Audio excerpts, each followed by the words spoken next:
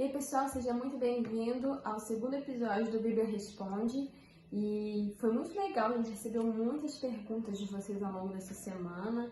Espero que o estudo tenha sido produtivo para você. Nós lemos sobre Noé, lemos sobre Torre de Babel, lemos sobre o início de Abraão, o início da trajetória de Abraão. Então, assim, muita história marcante, bonita para o início da jornada do povo de Deus. Então, acho que foi bem bacana, que a minha experiência foi bem legal. Espero que a sua também tenha sido. Não deixe de compartilhar com as pessoas. Eu acho que quando a gente fala assim para compartilhar isso que você está lendo, contagiar outras pessoas, mais no intuito, não é de propagar o projeto do Bíblia Todo Dia. Eu acho que é para você poder ser luz onde você está e você ver que você pode impactar pessoas que você nem imagina e que às vezes a gente fica pensando assim, você às vezes recebe umas respostas assim, nossa, obrigado por você compartilhar isso e tal, e às vezes a gente consegue ajudar alguém que a gente nem imagina. Então, quando a gente pede para você compartilhar aqui, é para que a gente possa nos contagiar, entre nós, nos motivar e também motivar a outros que nem têm talvez esse hábito de estudar a Bíblia todo dia e que você pode estar fazendo sem perceber, tá certo? Isso aí. Então vamos lá, as primeiras perguntas? Vamos para as perguntas. Então vamos lá. Então vamos lá. Número 1, primeira pergunta. Como a genealogia dos povos bem distantes do Oriente Médio aconteceu? Porque a gente comenta só sobre essa questão de que a Bíblia relata, né? Só Caim e Abel e tal, e depois Noé. Mas como que se propagou os povos do Oriente Médio? Bom, a gente tem uma base genealógica que são os 3 filhos de Noé. A partir deles, o texto bíblico fala que vieram todas as nações, todas as etnias, todos os povos partem a partir de Sem, Cã e Jafé. Para a gente soa muito distante alguns termos, alguns nomes, porque isso já foi escrito há mais ou menos uns 3.500 anos. Então, muitos povos que são mencionados ali, e o texto fala, esse aqui foi o pai de tal povo, já são povos que para a gente não é muito comum, muitos já são extintos. Mas tanto as nações do Oriente Médio, quanto de todo mundo que a gente tem até hoje, partem desses 3 personagens principais, que é Sem, Cã e Jafé. Lógico que o texto bíblico ele se concentra intencionalmente em um desses 3. Ele menciona para que a gente possa ter uma noção e apresenta mais ou menos uma ideia para onde cada um vai. Então, a partir daí, a gente consegue ter mais ou menos uma ideia de quem originou quem, mas ele se concentra por uma intenção do autor na família de Sem. Então tá. Então vamos para a pergunta 2, que eu não sei se tem muita teologia aqui, mas talvez você possa nos ajudar.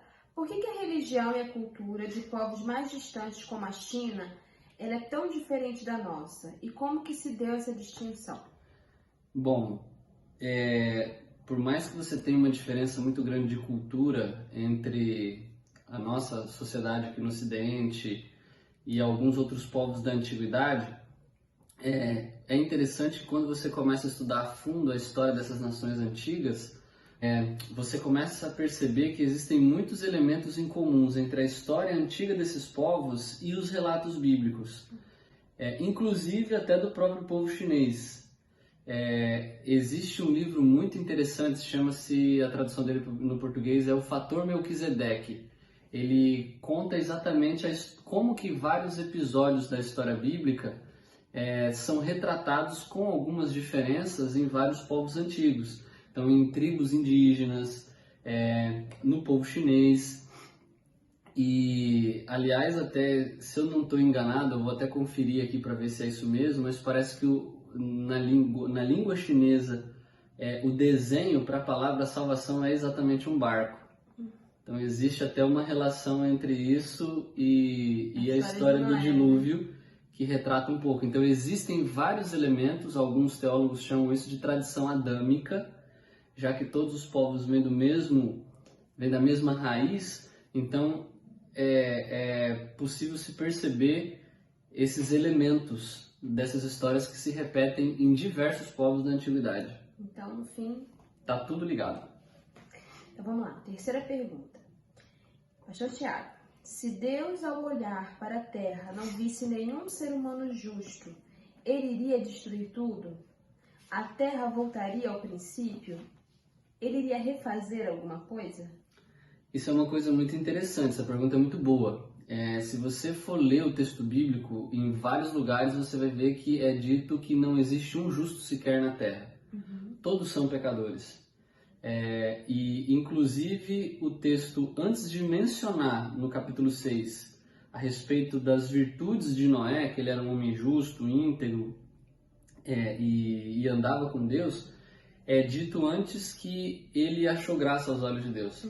Então, a base da aliança feita, ou firmada, na verdade a aliança já tinha sido feita lá no Éden, ela é firmada, mais uma vez, confirmada no dilúvio, ela nunca é por merecimento, ela sempre é pela graça. Noé era pecador, e a gente viu que ele dá os seus vacilos depois também. Noé também não era o único que tinha um relacionamento íntimo com Deus. Se você for no capítulo 5, você vai ver que os seus antepassados também tiveram um relacionamento profundo com Deus. Alguns morrem muito próximo até do dilúvio, o próprio Matusalém morre bem perto. Você tem uma referência ao andar com Deus entre Moisés e Enoque. Então, por mais que todos sejam pecadores, você tem ainda um grupo que permanece fiel a Deus, que é o que a Bíblia depois vai chamar de remanescente. Só que mesmo o remanescente, e até Paulo vai falar sobre isso no Novo Testamento, em Romanos 11, é um capítulo muito legal, onde ele fala que o remanescente sempre foi escolhido ao longo da história pela graça. Ou seja, não é pelos seus próprios méritos, não é pela sua própria justiça, mas pela justiça que é imputada sobre ele. Aqui a gente vai trabalhar um pouquinho sobre a questão dos animais impuros e puros que são mencionados no capítulo 7. E a pergunta é, os animais ali mencionados, né, como puros e impuros, são uma referência a Levítico 11? Não são especificamente uma referência porque vem antes. Vamos primeiro situar o pessoal. Mas está relacionado, sim. Existe, eu acho que Levítico 11 é uma explicação mais clara do que é narrado em Gênesis, porque vem depois. Então, sim, tem uma relação muito profunda entre os textos, não só Levítico 11, mas Deuteronômio 14 também, onde o leitor ele é melhor apresentado a esse conceito. Então, no capítulo 7, é ali dada a ordem a Noé de... ele vai colocar dentro da arca os animais. Para quem ainda não se situou aqui, essa pergunta está relacionada à ordem de Deus, enquanto ele instrui Noé a quais os animais. Exatamente, quais animais entrarão na arca, serão um par, né? Então, assim, tem todas essas especificações. Se você ainda ficou com dúvida de alguma coisa, vai lá no capítulo 7, pra você entender um pouquinho. Pronto.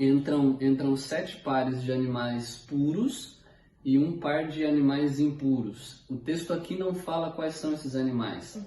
E aí a gente entra no conceito da revelação progressiva do texto bíblico. Algumas ideias são lançadas e elas vão sendo melhor explicadas depois. Então, dentro do contexto bíblico, tanto de Gênesis quanto de Levítico e Deuteronômio, esses animais puros, eles eram animais onde Deus permite que se coma a carne desses animais, e também eram os animais que poderiam ser usados em sacrifício. Para a gente saber qual é essa lista completa de animais puros e impuros, aí você encontra ela realmente em Levítico 11 ou Deuteronômio 14. Tá certo.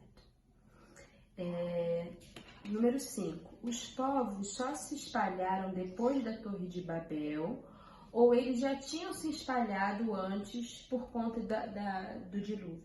Acho que é mais ou menos essa pergunta.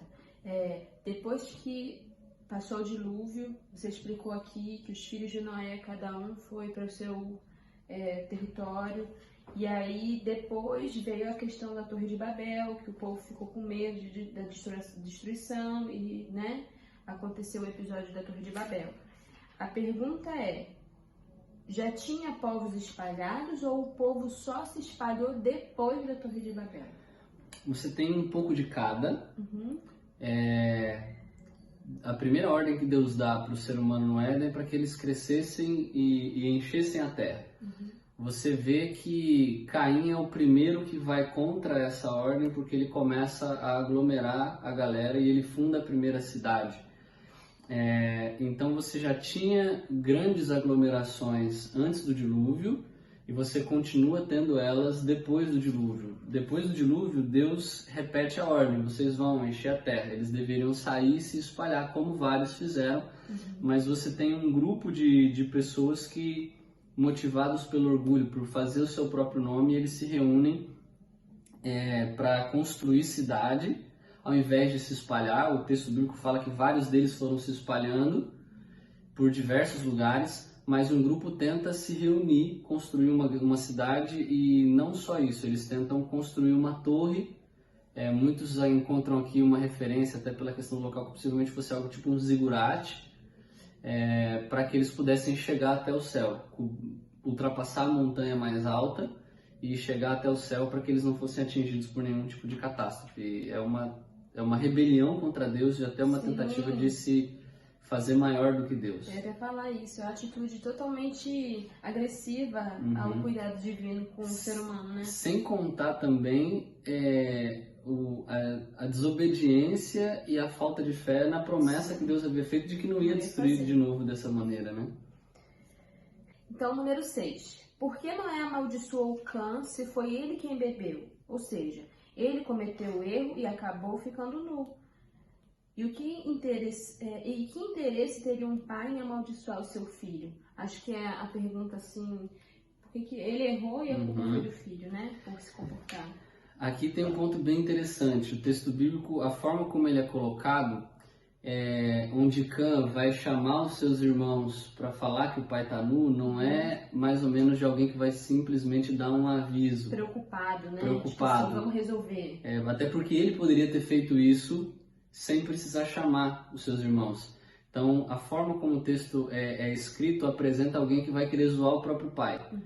Noé estava errado, o texto bíblico deixa isso muito claro, que ele se embebedou, ele capotou lá de tão bêbado que ele estava. Quando você vai ao Antigo Testamento, você vê que há um respeito muito grande pela figura dos pais, pela vergonha e a nudez dos pais, e Cã parece que desrespeita isso. Ao invés de cobrir, ele chama os seus irmãos para ver e zoar o próprio pai. Então Noé fica muito irritado com essa situação. Quando ele acorda, ele descobre, ele vê o que aconteceu, e então ele faz uma sentença contra seu filho.